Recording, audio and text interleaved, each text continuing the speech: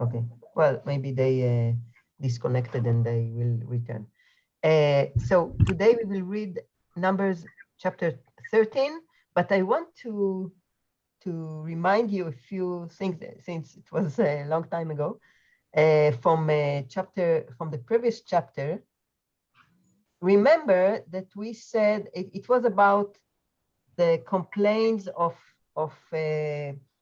Aharon and Miriam about Moshe, why only he is the chosen one, and why only he, and all that. And God called them, all the three of them, to go out to meet him in the tent of meeting. And he punished Miriam with tzara'at, with leprosus, right? With lepros, right? Remember that? Now, if you remember, Moshe didn't say one word to reply to the complaint. He didn't speak at all. It's all talks of Aaron, Miriam, and God, and he was silent. Now, the first word that he says is the beautiful prayer, very short prayer that he says about for Miriam, his sister, Alna ine, Elna refana la. Beautiful, really beautiful short prayer. Heal her now, O God, I beseech thee. Now, this is the first word. After the after the class, I talked with Marty, I think.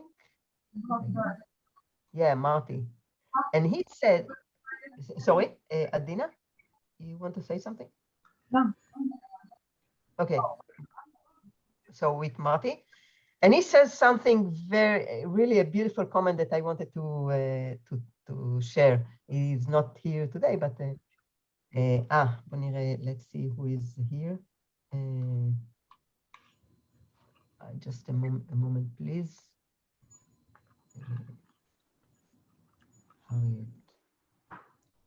Okay.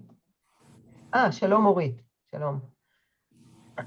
So he says, remember what happened afterwards? Moshe, we don't know if he was angry, if he was insulted, we don't know his feelings, but we know what happened after when he got to the rock, and instead of speaking to the rock, he hit him, rock, right? And then he got this severe punishment. So Marty said that maybe it was better for him to speak a little bit, to get angry with his brother and sister, and then maybe later he wouldn't be so angry and spit it out on the rock. Very, very interesting thought, I thought.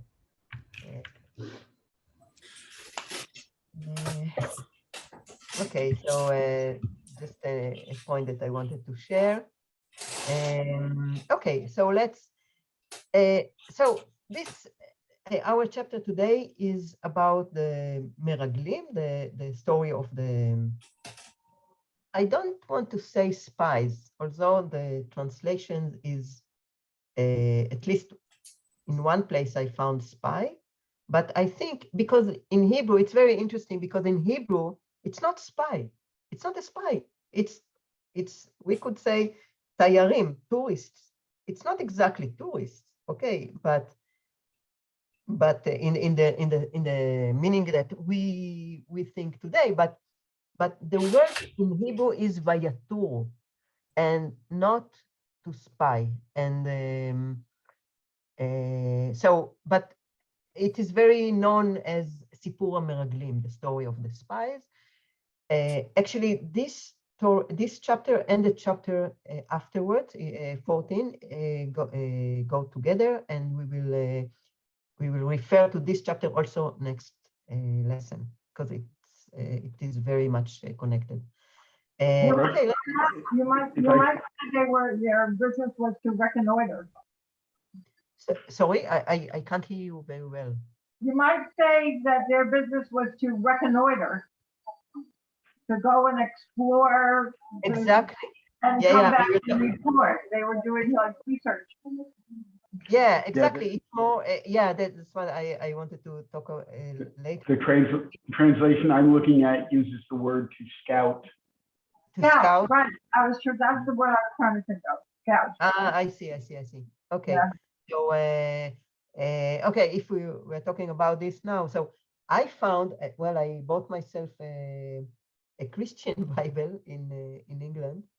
I didn't have, I just, it's interesting to compare our Bible and their Bible. Also, the order of the books is different. Anyway, so it's it's NIV, New International Version, and it says to explore. I thought it is a good word, but of course you would know better than me. And let's start to read, okay? Gershom, would you like 1, 2, 3, and then I'll ask you some verses from Deuteronomy. Okay. So the Lord spoke to Moses, saying, "Send men to scout the land of Canaan, which I am giving to the Israelite people. Send one man from each of their ancestral tribes, each one a chieftain among them." So Moses, by the Lord's command, sent them out from the wilderness of Paran, all the men being leaders of the Israelites. Thank you. So it says, sorry, what was the word in verse 2 for the leader, or because I have a prince among them. What is in your translation? This used the word chieftain. Ah, chief. Okay. In Hebrew, it says nasi. Nasi is a common word in the Bible for this, for a leader, for head of the family of. Okay. Did not mean a president at that time. No. Of course. Yeah, that was my thought. Exactly. No. Exactly. It's not that nasi. No. Of course. Nasi. Actually, nasi in Hebrew, it comes from the root nisa, nun sin aleph. Nisa is higher than others. That's all. Nisa is higher than others. So that's so usually it means a leader, some kind of a leader.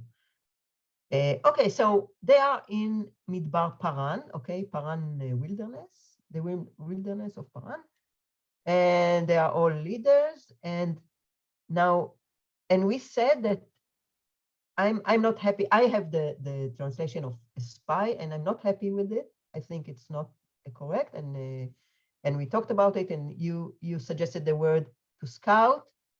It comes vayaturu in Hebrew. It comes from the word, the Akkadian word taru. It means to wandering around, to walk about, to just to. So this is more than wandering. Only wandering, okay? It's really to explore or to scout or something like that. By the way, what is the word to roam? This is what I found. To R-O-A-M. This is also a good word? Or Just not? sort of to wander around. Okay. So anyway, this is wander around. And, wander around. Yeah. Okay. Maybe short, like to look around and travel and. Yeah. Okay, so with no definite purpose, I think. Yes. But we don't know. Yeah, we don't know the definite purpose. Also here, Vayaturu is not for a definite purpose. It's not, well, it's better than Leshotet. Leshotet is really wandering around. Leshotet is just going everywhere. Vayaturu is more like a tourist, like what you said, like we said before, but it's not to spy. It's spy is, the meaning is more for army, for the spy. Okay, so let's read something. Let's read how Moses tells this information in Deuteronomy, because Deuteronomy, of course, this is the speech, Moses' speech that he tells all over again. Not all, but many of the Mishneh Torah, many of the things that we already read. And look what he says concerning that. Gershom, can you continue Deuteronomy 1:22 to 24? Okay. And ye came near unto me, every one of you, and said, let us send men before us, that they may search the land for us, and bring us back word of the way by which we must go up, and the cities unto which we shall come. And the thing pleased me well, and I took 12 men of you, 1 man for every tribe. And they turned and went up into the mountains, and came unto the valley of Eshcol, and spied it out. Yes. Okay, so first I can tell you that in Hebrew, here in 24, it's really the word to spy, vayiraglu, and not vayaturu. This is one difference that is in Deuteronomy compared to Numbers, and this is why I think this is why it is so known as the story of the spies. But also, look at number 22. It's very interesting. There is I think, a very main difference between our chapter. Okay, compare 22 and what we read here. Here in Shlach, God say to Moses to send people. Yes. Here, the people of Israel come and ask for Moses to send people for. Yes. Yeah, I and Ken, Ginny? not only that, but also that he then says, and I was very pleased with you for saying that you were interested in spying. Even he goes further. Even he talks about thing pleased me well. Yes. And so so the people instigated, and he was pleased by their instigation, which is a really very different story. Yeah, it's a different story, but I want to emphasize what I think what Yossi said.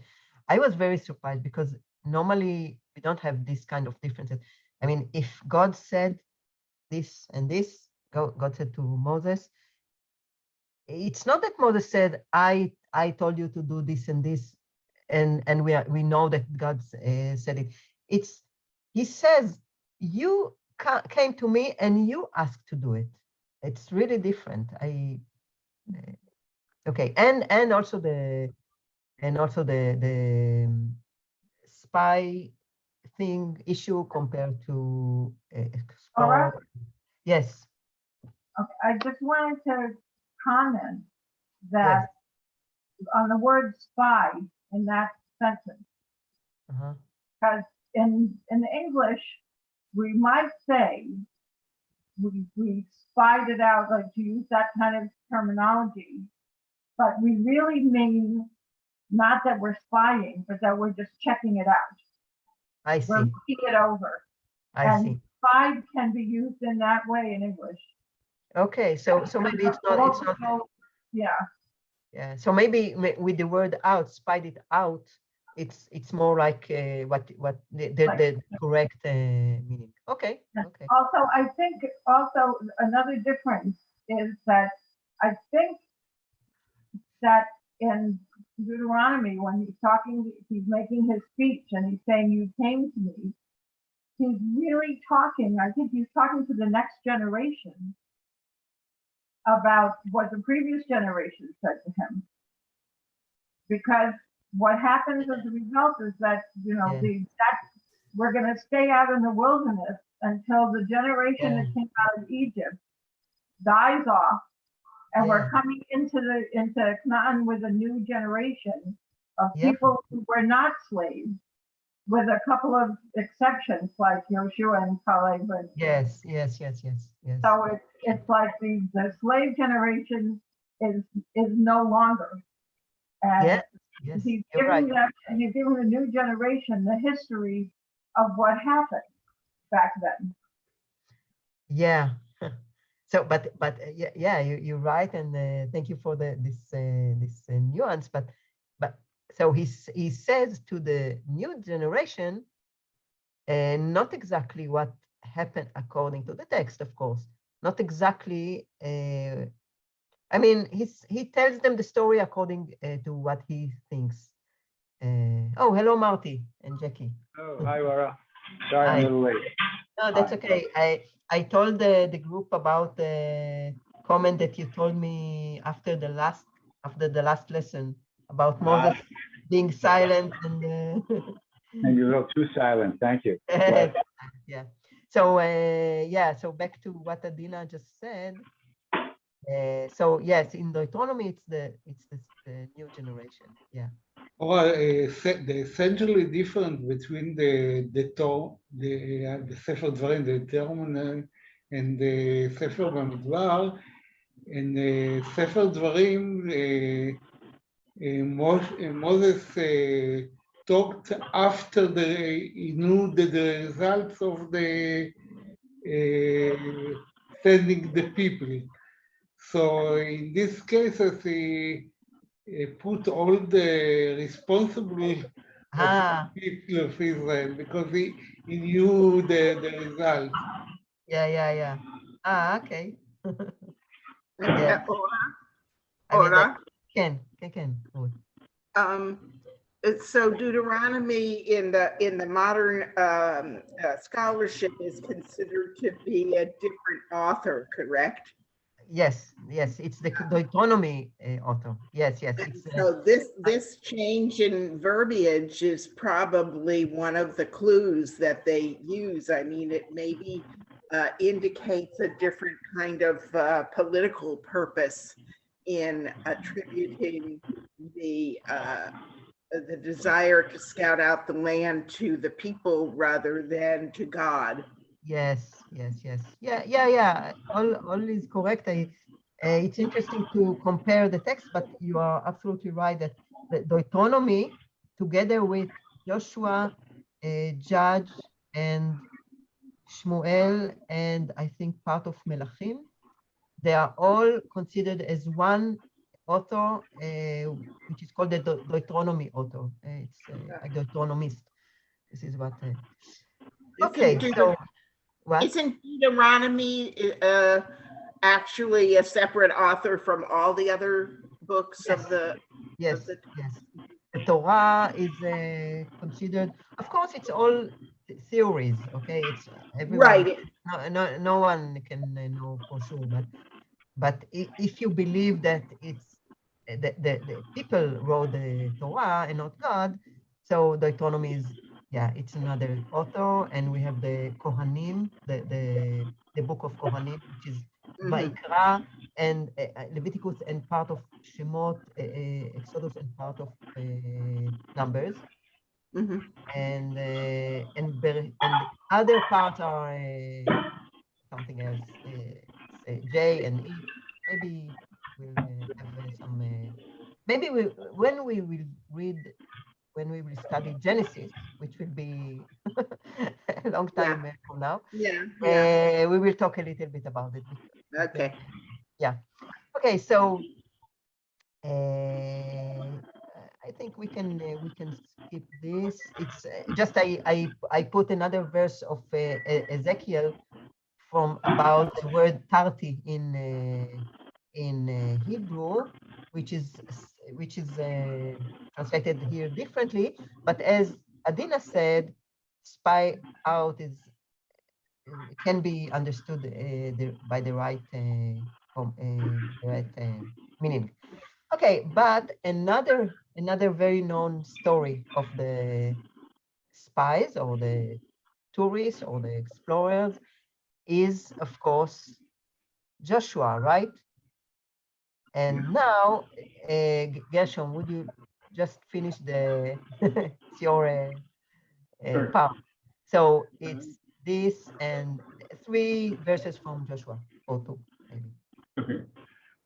And Joshua sent men from Jericho to Ai, which is beside Bet Aven, on the east side of Bethel, and spoke unto them, saying, Go up and spied out the land. And the men went up and spied out Ai. Okay. 40 years. Oh, okay. Yeah. Please go on. Yeah. 40 years old was I when Moses, the servant of the Lord, sent me from Kadesh Barnea to spy out the land, and I brought him back word as it was in my heart. Okay, so here again, first of all, the first verse talks about the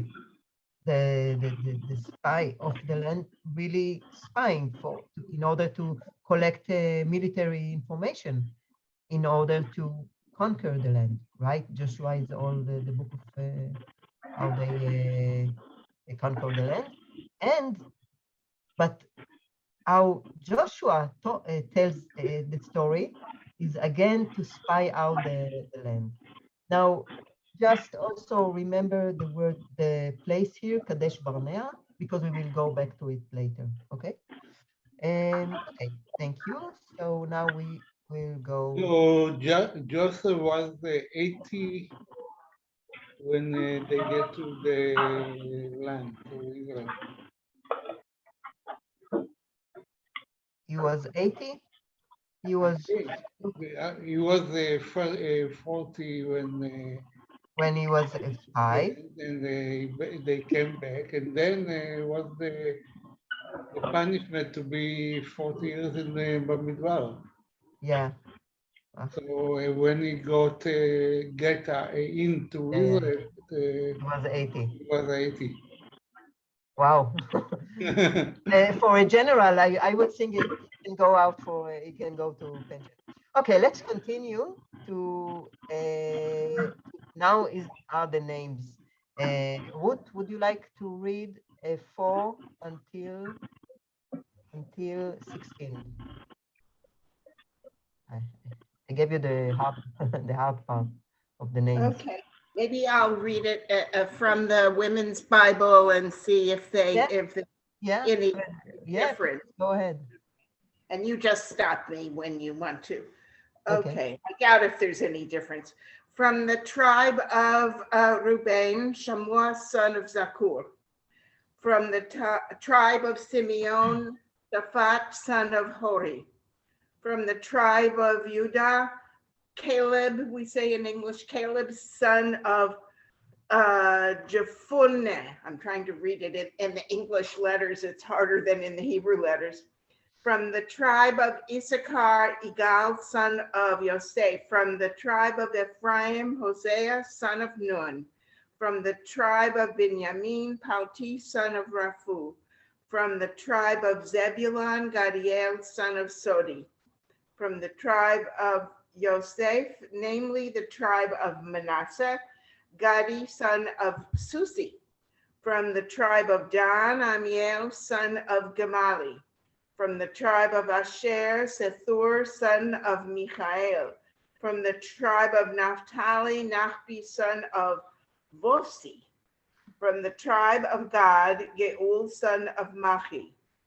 These were the names of the emissaries whom Moses sent to scout the land, but Moses changed the name of Hosea, son of Nun, to Joshua. Thank you. Yes, in Hebrew, it's not more easy. It's not No, easy. it's not.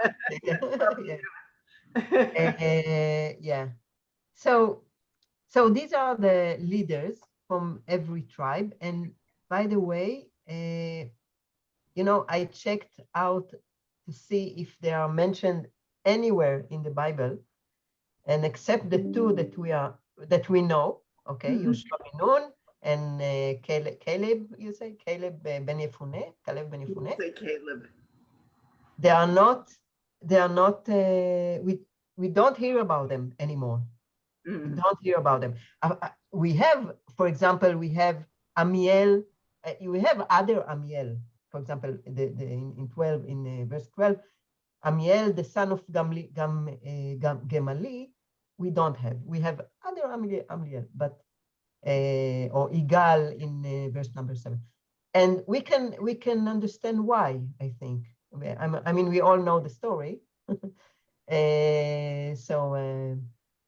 So just to know this. Also, I try to remember in the first chapter in Numbers, we have the list of we have the census, we have the list of the leaders. Also, God asked Moses to איך אומרים למנות, to nominate people, leaders, to be the leader of every. This is how the census begins, and I try to see if these are the same people. Now, without checking, what do you guess? It is the same people or not? No. No. Why? Why not? You're right. It's not the same people. Here's the my guess had more to do with how you asked the question than with any reasonable. But I always wonder about these lists of names.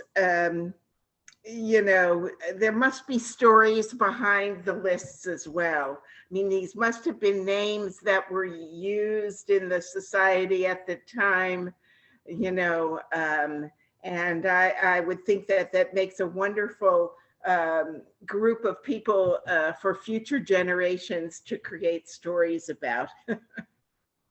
Yeah. I think because the people needed different abilities. People who go to be spy, or they have to be more younger, and they have the ability to go a lot of kilometers. Exactly. They cannot be very elder. I also thought about this, that they have to be, you know, a strong man and able to walk. And younger. And probably and probably the leaders in Numbers 1 were, you know, the Nasi of every Shevet, every tribe, and not only one of the leaders. According to what I read, these in our chapter today, these are part of the leaders, of the younger leaders around the more elder leader of the tribe. Marty, you wanted to say something? Marty, you wanted to say something? No. I can't hear you. You please unmute yourself. I can't hear you. No, yes, thank you. I said, no, I was just bringing my telephone, first time I used it in the room instead of my computer. Okay. So yes, I can see I'm clicking around on the screen. Sorry. Okay. As Ruth, you wanted to say something? Yeah.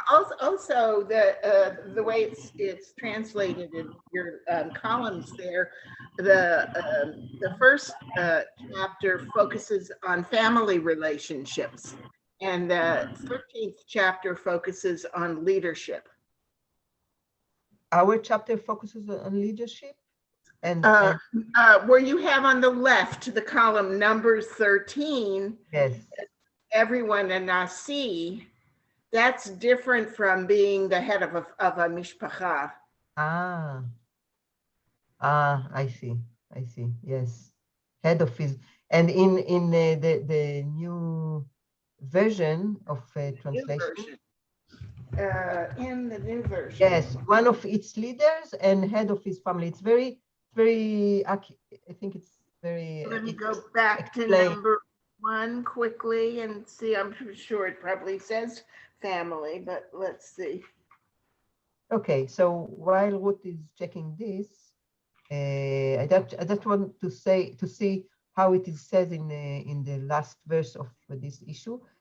In 16, number 1, yes, Numbers chapter 1, the princes of the tribe of their fathers, head of the thousands of Israel. Yeah, it's something else. It's now, something, yeah. It says, so this is in verse 1, correct? in the number in Yeah, chapter one? the way they translate it, What chapter are you? now to chapter 1. Okay. Let's see, was it really the first verse? Spoke in the wilderness, 5, okay. They're referred to as representatives of the tribes, but it says here's what it says in verse 4: associated with you shall be a representative of each tribe, each one the head of his ancestral home. Okay. Yes. So it's family. It's still, they're looking at it as, Yeah. Okay. so it's a different purpose. It's for Yes.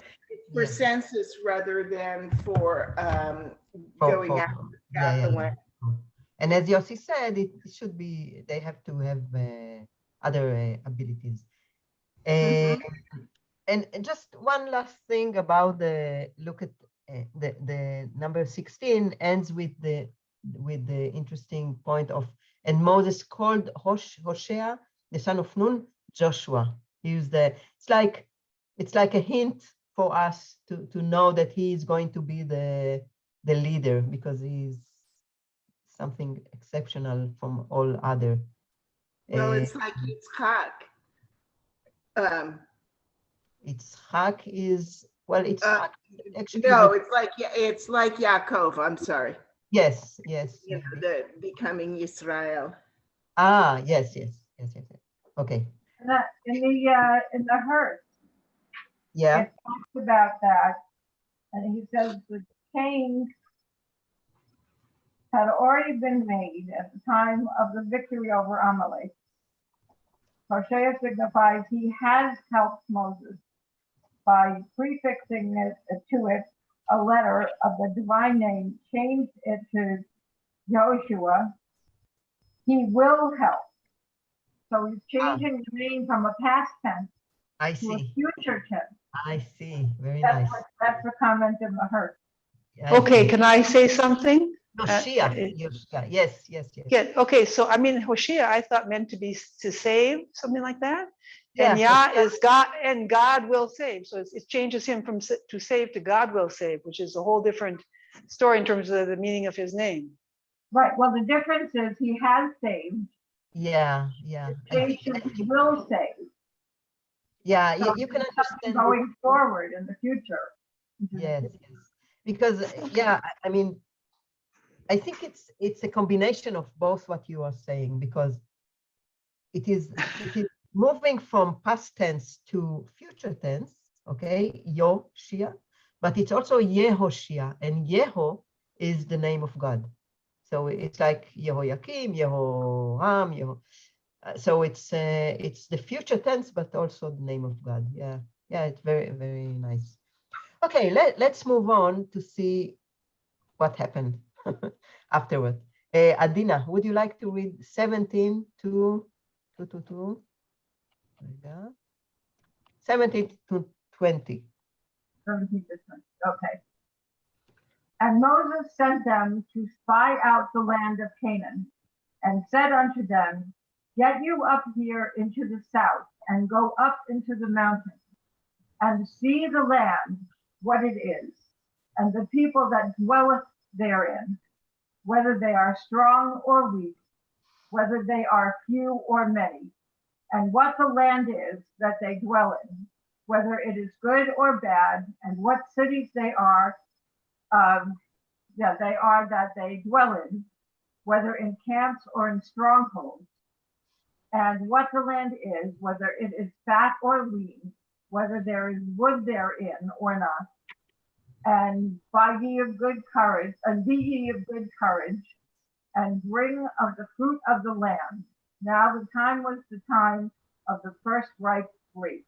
Thank you. By the way, the time of the first ripe grapes is about September, I think. Right? It's mid-July, mid-late July. Right. I think July, August. July, August. July, August, the grapes are growing. I remember, as much as I know, September is the harvesting. Yossi, אתה יודע, you know about it? So I have land in the Jerusalem mountains and I have grapevines in the lands and I get them in mid-July, late July. They're ripe. Really? Mhm. Okay. So maybe it's Yeah. also the differences between Maybe it's different if it's for wine or for Right. That could be as well. Absolutely right. Yeah. That could Yeah. be. Or maybe And- it's global warming. Sorry? I consulted Dr. Google, and he says, or she, the harvest season typically falls between August and October in the northern hemisphere and February and April in the southern hemisphere. So we are in the. We And are then The time of it may be moving with global warming is what I'm saying. It's also, No, but what I know also that okay, Adina, yeah, please. there's a difference in the climate. I mean, a smaller country as we are, we have a lot of different climates here. Yes, yes. The climate in the area of Jerusalem is not the same as the climate in Haifa. It's true. Adina, Definitely. you're absolutely right. Yeah. And also about the difference between grape for wine or grape for eating. Grape, if I remember correctly, grape for wine, we don't wait very much longer on the tree because the grape for eating, we want it to be sweet. And grape for wine, and also it is grown in better for them cold weather, cold like Jerusalem, for example, or like the Golan. This is why we have good wines from the Golan. Anyway, yeah, it's so, but it's about, I think, the summer, end of summer. Marty, you wanted to say something? No. Okay. Okay. So what does Moses ask them actually to do? Look at number 17. Really, and 17 and 18. And actually it continue, but let's focus on number 17. So what's interesting that happens here, we were talking at the beginning with where the terminology was sort of gentle, go take a look, see how it looks. Yes. But now what he's describing is really spying, get the specifics of how things are there. Yeah, but look what it says in 17. ויאמר עליהם, עלו זה בנגב, ועליתם את ההר. Okay, get you up here into the south and go up into the mountains. And then in 18, and see the land. And then all kind of questions about the land, what it is, what are the people and all that.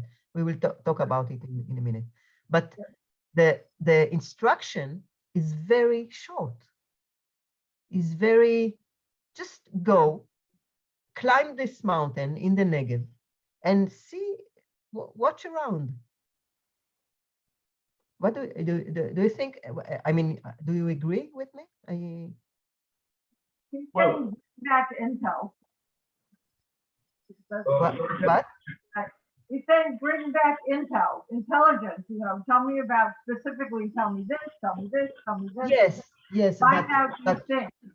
But okay, but he tells them to go to specific place in the Negev, on the mountain, and see from there, and then bring the information. That's all. This is what is written. Okay. Is he just telling them to stand at the high place and look around, but not really? Exactly. And he said not only in the high place, but in the high place in the Negev. That's all. This is what he asked them. עלו זה בנגב ועליתם את ההר. וראיתם את הארץ. And then after see the land, there are a list of questions. What do they have to notice in the land? Okay.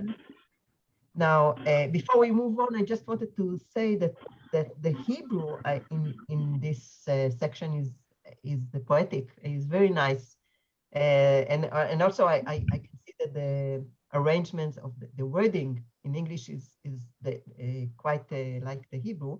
For example, he says "Hechazak harafe hame'at hu imra." It's very nice. It's yeah, I think it's poetic. For example, whether they are strong or weak, whether they are few or many, good or bad, and then camps or in strong. Yeah. And so they are supposed to climb a mountain in the Negev and to see and bring these news back, right? And also to bring something from the fruit of the land. Yes. Okay.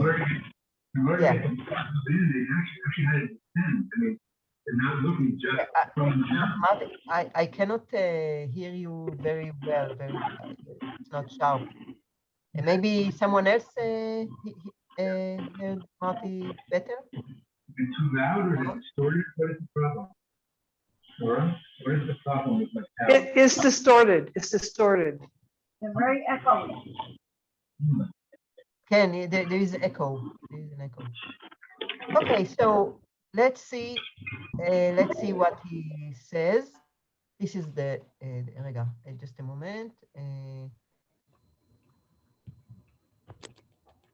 They are, you know what, I think I will show you the, well, we will look at this map later, just a moment.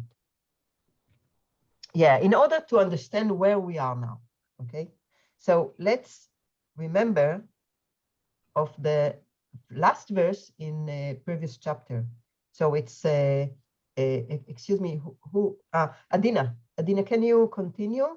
It's 16 in number 12, in chapter 12, and then 18 in number 33.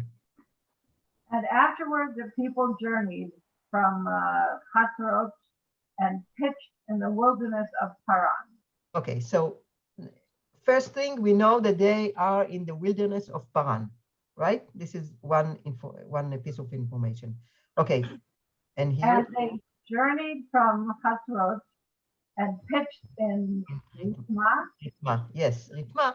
Okay, so when we will get to this chapter 33, you will see that it's all their journey. It's a summary of all the journey in the wilderness. It's when we read it in the Torah, probably Emmanuel remembers. It's Vayechnu, Vayachanu, Vayis'u, Vayis'u, Vayachanu, Vayis'u, Vayachanu. Okay, okay. So when in verse 16 of the last chapter, we know that they are in the wilderness of Paran. This is about here, okay, the wilderness. So it's a big region. We don't know a specific place, but we know a specific place here because and they journeyed from Hatzerot and pitched Ritma. So Ritma should be somewhere here in Paran, okay? Now, and then look at number in chapter 32. Adina, can you continue here? Thus did your fathers when I sent them from Kadesh Barnea to see the land.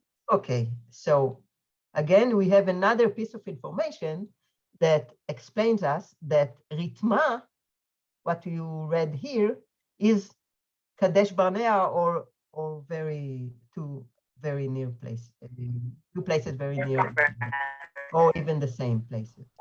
Okay, so Ritma / Kadesh Barnea are in the wilderness of Paran. Okay, now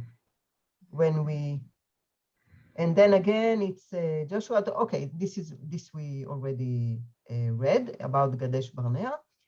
So these are the places. Here is, sorry, this is Hatzerot that they were before, and then they walk all this, and here is Kadesh Barnea, approximately here. This is Etzion Gaver, which is a lot in our days.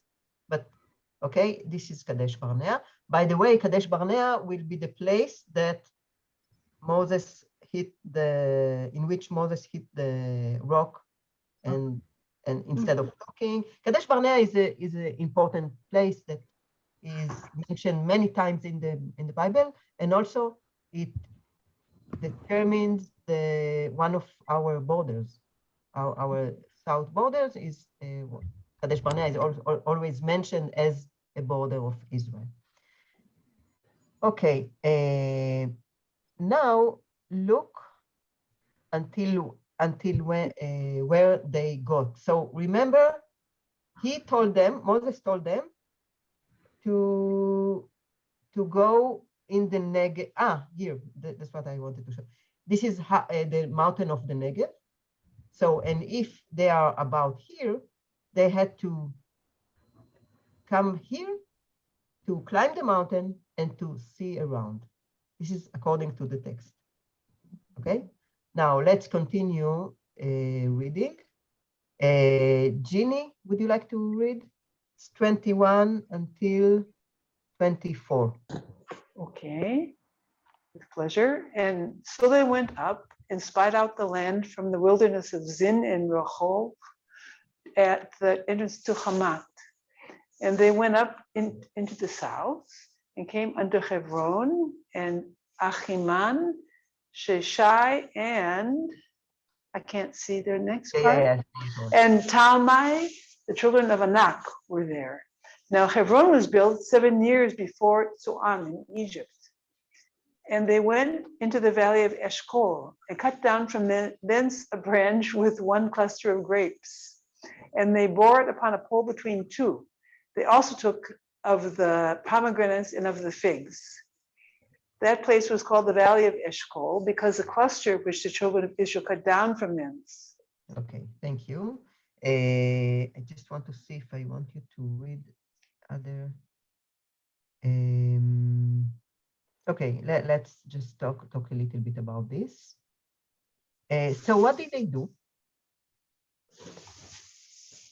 They walked from Midbar, from the wilderness of Sin, until Levo Hamat. You know where is Levo Hamat? Let's go back to Hamat Gazer? Sorry, it's here. Levo Hamat. I'm looking for the here. Just a moment. Okay. So they are around. Okay, now you can see all, right? This is Kadesh Barnea. Okay, they started here. Here's Hebron. Later on, we will see what they saw and what they said. But look, where is Levo Hamat? Where? They went through all. That's near Hamat Gader, right? Are you saying that? Well, Hamat Gader of today is around here, if I. But you're right. Yeah, you're right. Yeah, you're right. Yeah, you're right. Levo Hamat is a little bit underneath Lebanon. In Syria. Yeah, it's in the north. It's already it's Syria actually. After North Damascus. Here, the Damascus, here, Sidon are here. They walked until here. Woo! Yeah. Who asked them?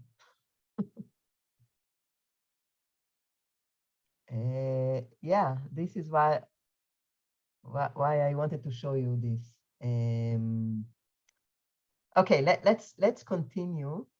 Bear this in mind, and then just a moment. Ginny, can you continue it? 25 to 27. 25 to 27, okay. Yeah. And they returned from spying out the land at the end of 40 days.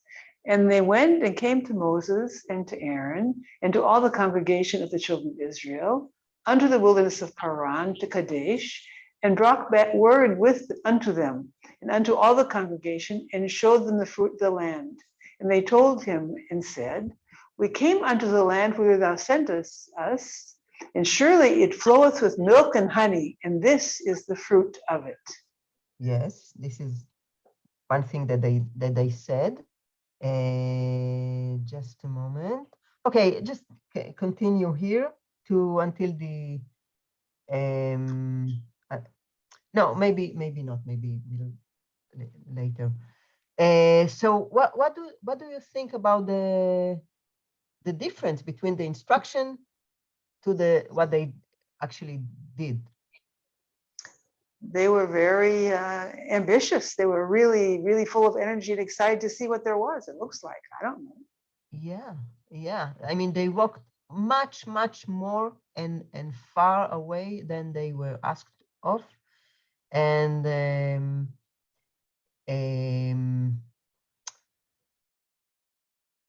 by the way, the here Hebron, the names of the Anakim. Anak is, you see, even in English it says Anak, but it means a big people, just large in their figure. Yeah, Who is the famous Anak that we know? A very famous Anak. What? Sorry? Goliath. Goliath. Exactly. I wanted to say, when I was reading this earlier, and in my translation that I was reading, it said Anakites. And then when I read in the Hertz, it said B'nai Anak.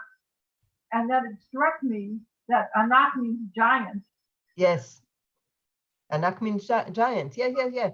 And by the way, Hebron is called Kiryat Arba, right? Kiryat Arba is there is a theory or a thought that Arba was the name of the giant that lived there, and this is why it is called Kiryat Arba, the city of Arba. And Arba was the father of those three Anakim. The Anakim is mentioned the first in the Bereshit, and there was the son between the human woman,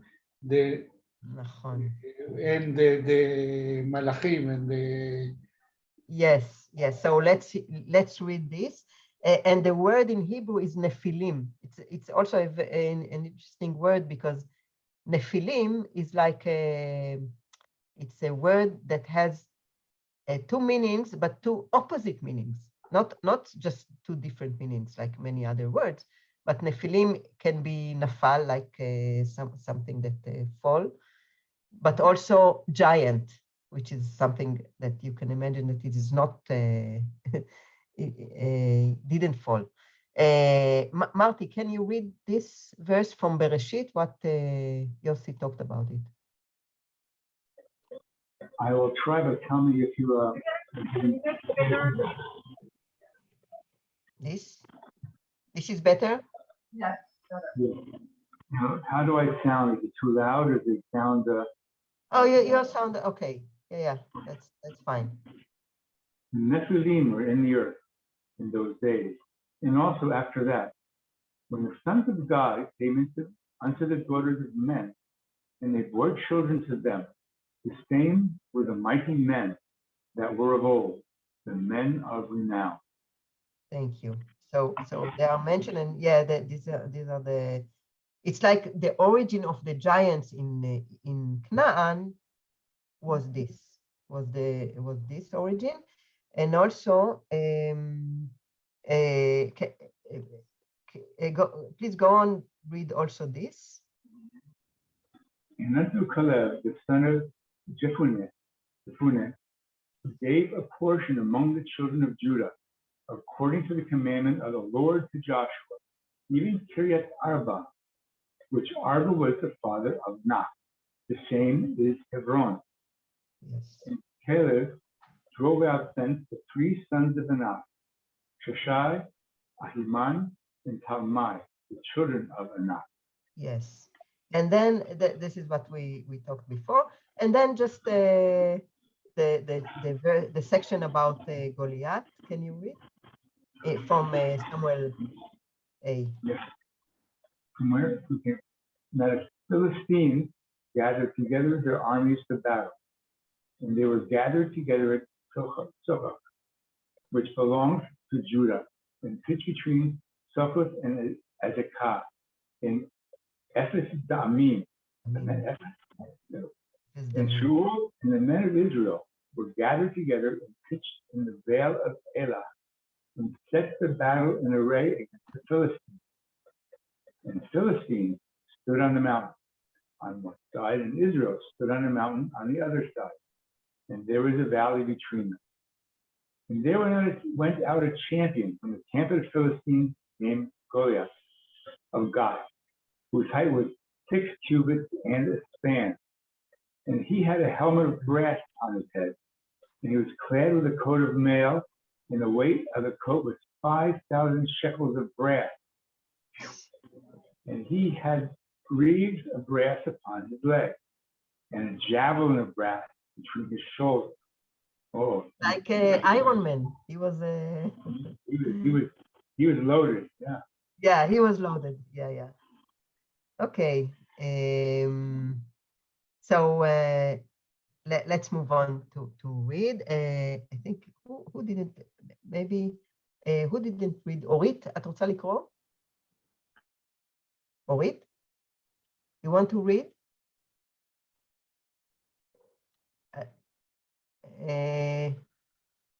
I can't unmute yourself. You are muted. Okay. So 28 until the end. Until 23.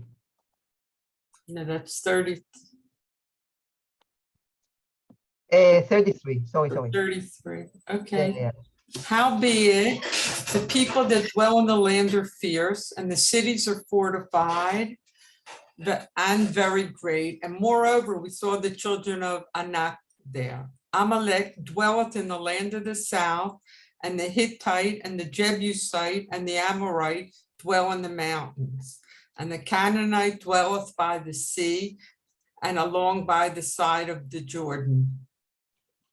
Just a moment. Okay. And Caleb stilled the people toward Moses and said, we should go up at once and possess it, for we are well able to overcome it. But the men that went up with him said, we are not able to go up against the people, for they are stronger than we. And they spread an evil report of the land, which they had spied out unto the children of Israel, saying, the land through which we have passed to spy it out is a land that eateth up the inhabitants thereof, and all the people that we saw in it are men of great stature. And there we saw the Nephilim, the sons of Anak, who come of the Nephilim, and we were in our own sight as grasshoppers, and so we were in their sight. Thank you. And again, there is a beautiful Hebrew here, and that we use until today, but not in day-to-day use. But for example, Eretz Ochelet Yoshvea, land that eaten up the inhabitants. It's a phrase that a poet can use in their poems, and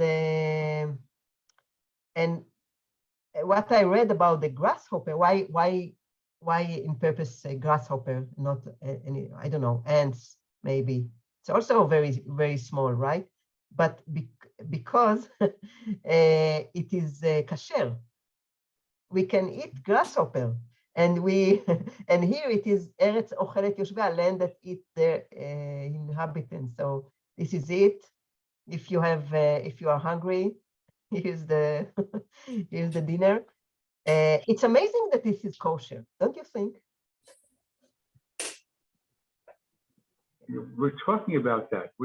What would you think the rationale is? Usually there's something logical, some logic in it, and not just the word of Hashem.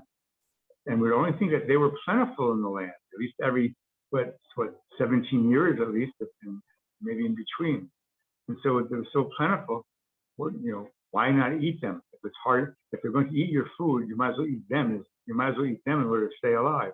Yeah, I didn't hear everything, but I think that maybe this is what you meant when I read it. I said that there are plenty of them in the wilderness, and it is full of protein. And this is people who tasted them say it is even tasty.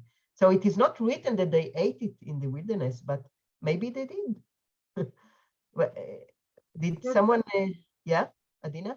I don't know. Well, what my kids told me is that there's something about the way their legs are constructed that makes them, I don't know, that they don't swarm on the ground and they hop up. I don't know, but it had something to do with the way their legs are.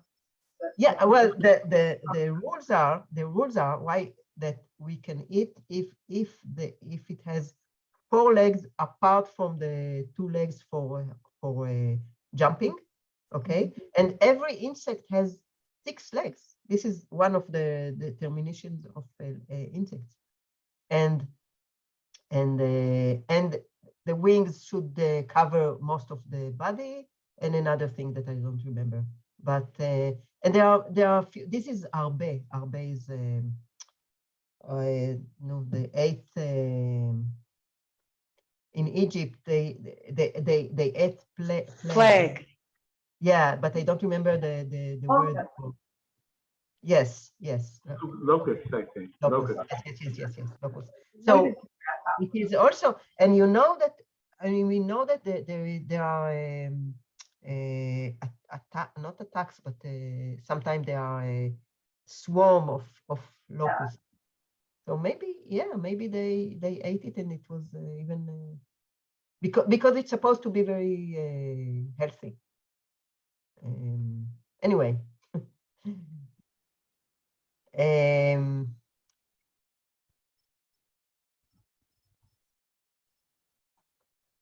Yeah, what I wanted to show you also that they did all this long tour of them, okay, 40 days, and here are all the people that they saw. Here are the Amorim, the Yevusim in Jerusalem, the Chittim, the Knaanim that were through all the near the coast and here on the mountains. They saw also the Amalekim here. But they definitely didn't do what Moses told them to do. All right. Yeah. So you asked about thoughts about that earlier on, and my real thought about it is, why would Moses have asked them to look at so little? Not why did they go so far? I mean, okay. Why didn't he want to know more about where they would enter? This is interesting. I read when I prepared this lesson, I read a midrash that says, and not only so little, but where in the Negev. Negev is desert. I mean, what is there to see in the Negev? And so the midrash says that it's like when you want to sell something to someone, you show him the worst commodity that you have. You don't show him, first of all, the best commodity. You show only the worst. And then you say, no, I have much better than this. After this is the midrash. Okay. I'm not sure that this is how the people say today, but well, or was he trying to come to the conclusion that they're not ready to enter the land yet? Was that his intent in that? Yeah. And of course, we know we didn't maybe pay attention because we know the story so well that about what Caleb ben Yefuneh said. This is he and Joshua were the only one that they didn't. Excuse me. I heard the opposite, that they have had to say the best things before, because they wanted that people will believe them. Yes, yes. Just yeah, the Midrash is tries to explain why they wanted him only the desert. But look, something interesting here, that only Caleb is mentioned in this chapter.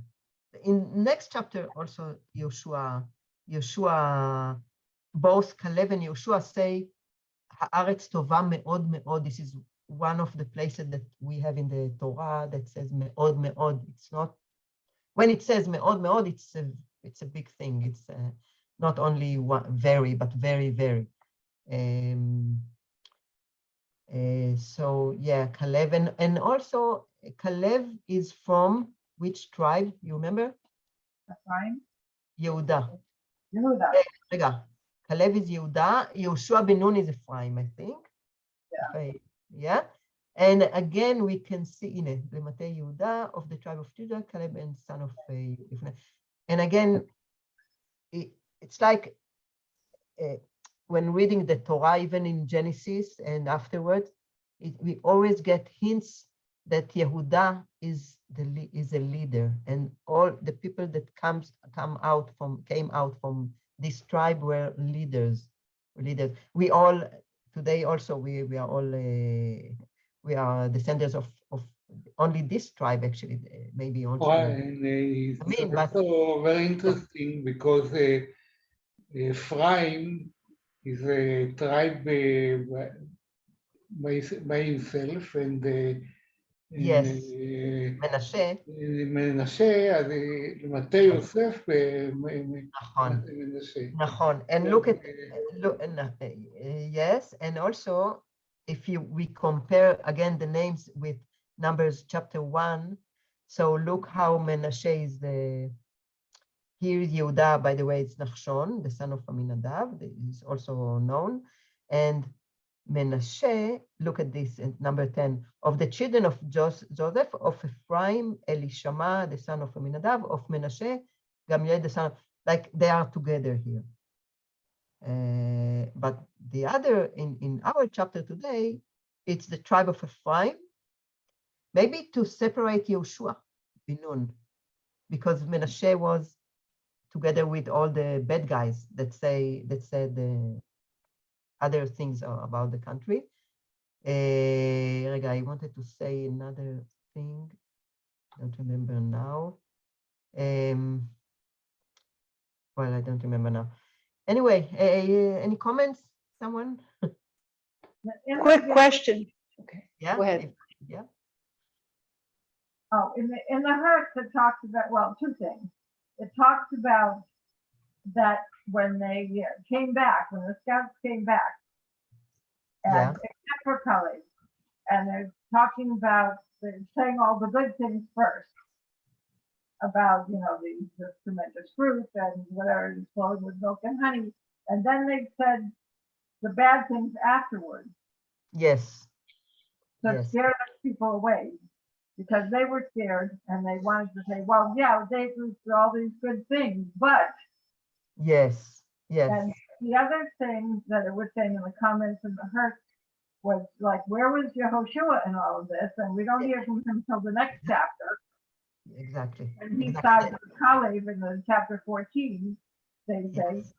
And why? Why doesn't he say anything? And the explanation that the Hurt gave was that everybody knew that Yehoshua was Moshe's right-hand man. I see. So he wanted to give the spotlight to Caleb.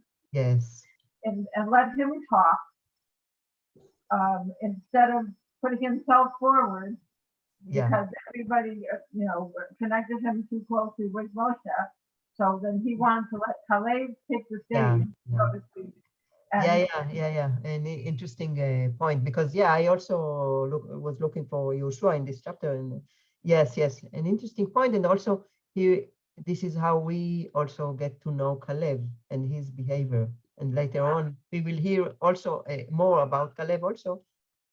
I think we read the verses from Yehoshua, from the book of Yehoshua about Caleb. We just read it. And I think also, if I remember correctly, I'm not sure about this, but I think that Yehuda and Ephraim were the two biggest tribes. Where what? Where I to? think Yehuda and Ephraim were the two biggest tribes. I'm not sure about that. I think I remember You know that. what? Let me check in a minute. Yehuda, yes, I one of the biggest. The Ephraim, I don't remember. I know that Menashe was very large because they had a lot of stocks, and they had to have a lot of areas to. Yeah. So just let's see about the. Was Menashe the one that was on both sides of the Jordan? They had some land on one side and they. Yes. Half of Menashe is the east side of the Jordan, and yes. Just a moment, I will. I'm not sure about that. I'm sure about Yehuda. I'm not sure whether Ephraim was. Actually, I will try to share this. Okay.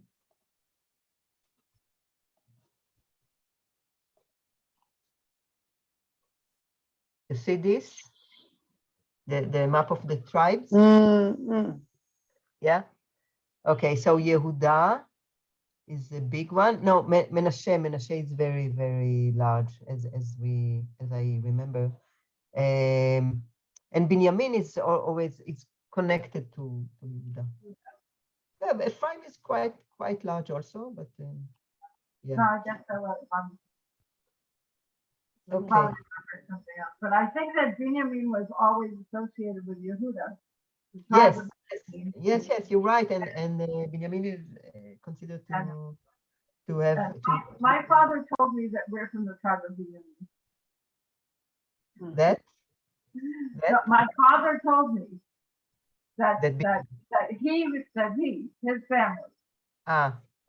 was from the tribe of Binyamin. Okay. That's what he told me.